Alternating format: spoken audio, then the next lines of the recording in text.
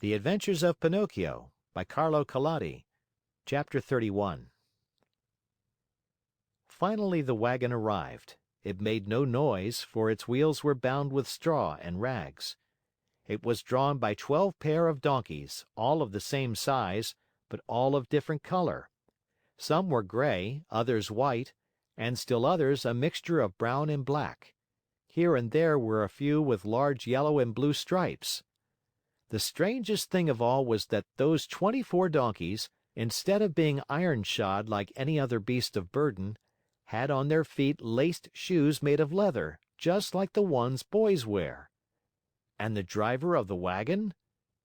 Imagine to yourselves a little fat man, much wider than he was long, round and shiny as a ball of butter, with a face beaming like an apple, a little mouth that always smiled, and a voice small and wheedling like that of a cat begging for food.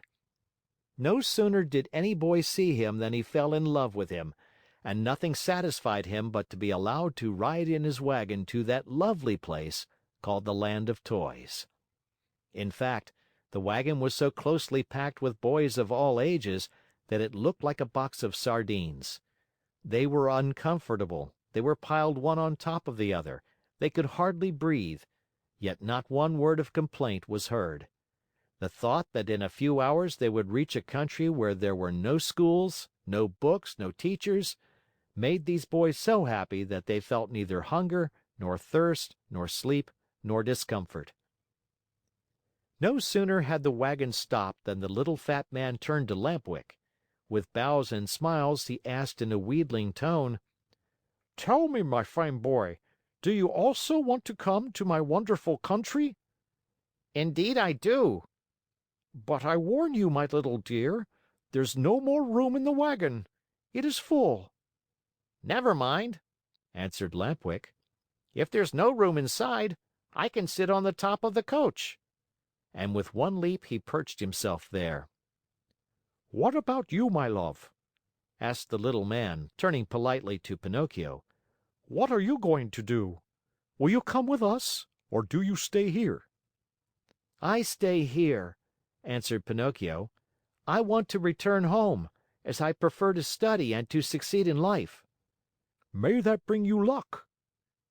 "Pinocchio," Lampwick called out, "listen to me. Come with us and we'll always be happy."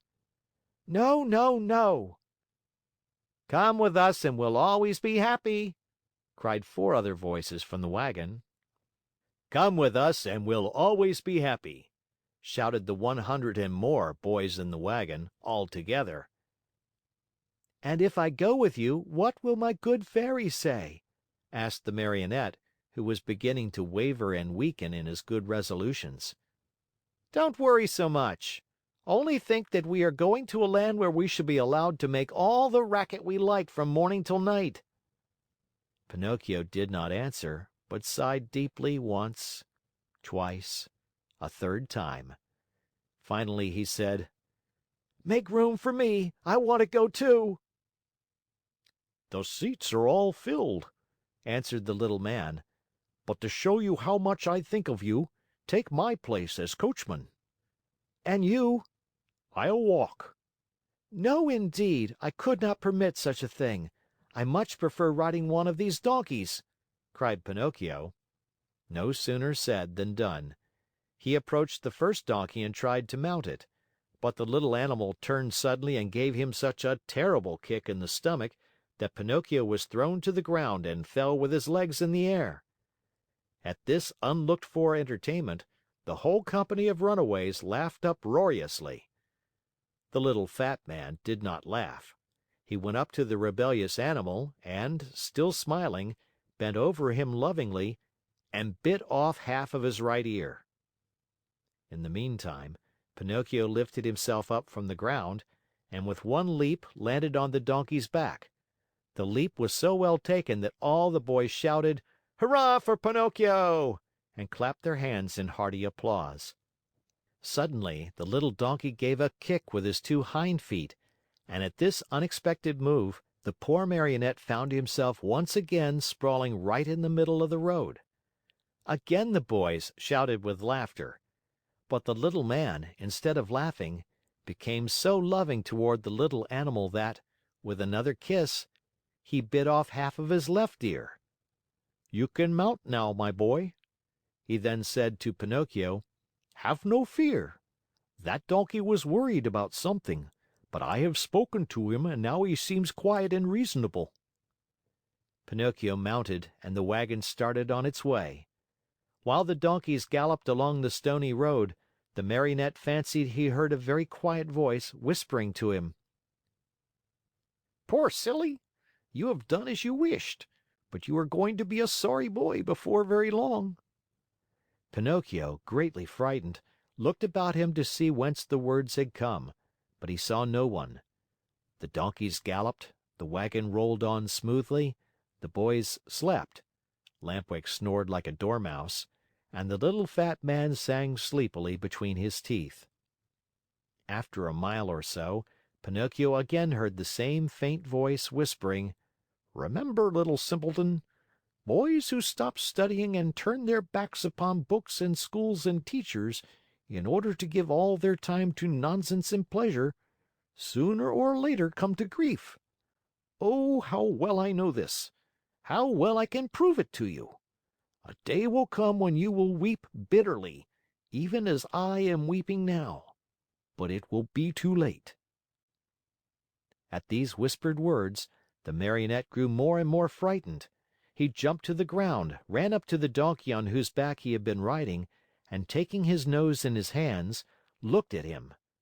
Think how great was his surprise when he saw that the donkey was weeping, weeping just like a boy. "Hey, Mr. Driver!" cried the Marionette. "Do you know what strange thing is happening here? This donkey weeps." "Let him weep. When he gets married, he will have time to laugh." "Have you perhaps taught him to speak?" "No, he learned to mumble a few words when he lived for 3 years with a band of trained dogs." "Poor beast!" "Come, come," said the little man. "Do not lose time over a donkey that can weep. Mount quickly and let us go. The night is cool and the road is long." Pinocchio obeyed without another word. The wagon started again. Toward dawn the next morning, they finally reached that much longed for country, the Land of Toys. This great land was entirely different from any other place in the world. Its population, large though it was composed wholly of boys. The oldest were about 14 years of age, the youngest 8. In the street there was such a racket, such shouting, such blowing of trumpets, that it was deafening. Everywhere groups of boys were gathered together. Some played at marbles, at hopscotch, at ball. Others rode on bicycles or on wooden horses. Some played at blindman's buff, others at tag. Here a group played circus, there another sang and recited. A few turned somersaults, others walked on their hands with their feet in the air. Generals in full uniform leading regiments of cardboard soldiers passed by. Laughter, shrieks, howls, catcalls, hand clapping followed this parade. One boy made a noise like a hen, another like a rooster, and a third imitated a lion in his den. All together they created such a pandemonium that it would have been necessary for you to put cotton in your ears. The squares were filled with small wooden theaters, overflowing with boys from morning till night, and on the walls of the houses, written with charcoal, were words like these: "Hurrah for the Land of Toys! Down with arithmetic! No more school!" As soon as they had set foot in that land, Pinocchio, Lampwick, and all the other boys who had traveled with them started out on a tour of investigation. They wandered everywhere, they looked into every nook and corner, house and theater. They became everybody's friend. Who could be happier than they? What with entertainments and parties, the hours, the days, the weeks passed like lightning. "Oh, what a beautiful life this is!" said Pinocchio each time that, by chance, he met his friend Lampwick. "Was I right or wrong?" answered Lampwick. "And to think you did not want to come! To think that even yesterday the idea came into your head to return home to see your fairy and to start studying again. If today you are free from pencils and books and school, you owe it to me, to my advice, to my care. Do you admit it? Only true friends count, after all." "It's true, Lampwick, it's true. If today I am a really happy boy, it is all because of you. And to think that the teacher, when speaking of you, used to say, 'Do not go with that Lampwick. He is a bad companion, and some day he will lead you astray.'" "Poor teacher," answered the other, nodding his head. "Indeed, I know how much he disliked me and how he enjoyed speaking ill of me. But I am of a generous nature and I gladly forgive him." "Great soul!" said Pinocchio, fondly embracing his friend.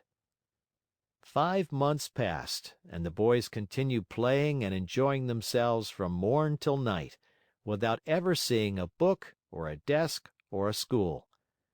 But, my children, there came a morning when Pinocchio awoke and found a great surprise awaiting him, a surprise which made him feel very unhappy, as you shall see.